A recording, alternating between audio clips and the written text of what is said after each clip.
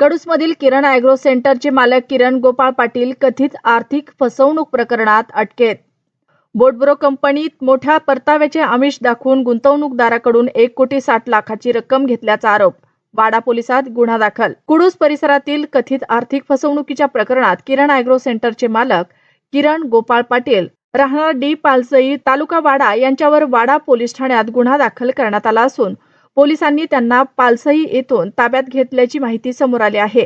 या प्रकरणात सुमारे 1,60,45,500 रुपयांची आर्थिक फसवणूक झाल्याचा दावा तक्रारदार श्रीमती प्रवीण जाधव राहणार डी कुडूस तालुका वाडा यांनी पोलीस अधीक्षकांकडे केलेल्या अर्जात व तक्रारीत केले आहे. प्रकरणाचा तपास वाडा पोलिसांकडून सुरू आहे. ठाण्याच्या शिवम हॉटेलमध्ये दिला होता प्लॅन. तक्रारदारानं दिलेल्या अर्जानुसार किरण पाटील आणि तक्रारदाराचे पती प्रवीण जाधव यांच्यात गेल्या 20 वर्षापासून मैत्री आहे. 5 नोव्हेंबर 2024 रोजी व्यावसायिक भेटीचे आमिष दाखवून पुढे 15 नोव्हेंबर 2024 रोजी त्यांनी ट्रेडिंग बिझनेस बाबत माहिती दिली. 6 ते 8 महिने गुंतवणूक केल्यास दरमहा 5 ते 6% नफा, दरमहा 60 ते 70,000 रुपये मिळण्याचे आणि इतर गुंतवणूकदार आणल्यास दररोज 1,000 ते 12,000 रुपये कमिशन मिळण्याचे सांगण्यात आले.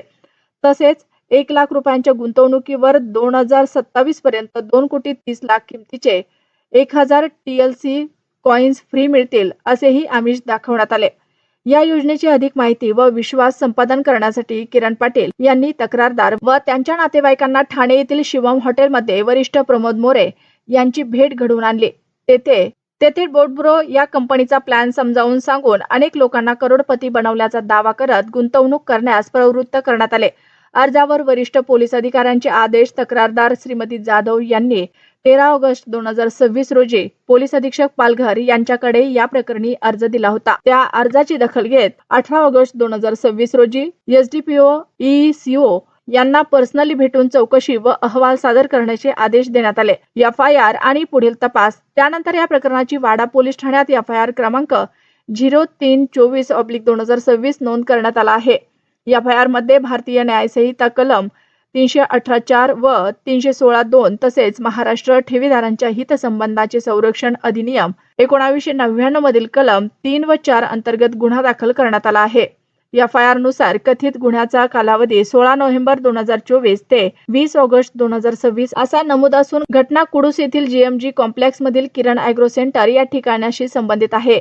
FIR ची नोंद 20 ऑगस्ट 2026 रोजी पहाटे 1:45 सुमारास करण्यात आली. तक्रारीतील आरोपांच्या पार्श्वभूमीवर पोलिसांनी किरण गोपाळ पाटील यांना पालसई येथून ताब्यात घेतला आहे. या प्रकरणाचा तपास पोलीस निरीक्षक नागेश अर्जुन कदम यांच्या मार्गदर्शनाखाली सुरू आहे. या प्रकरणामुळे कुडूस व वाडा परिसरात मोठी खळबळ उडाली असून या नेटवर्कमध्ये आणखी कोणाचा सहभाग आहे आणि किती रक्कम गुंतवली गेली आहे याचा शोध पोलीस घेत आहेत.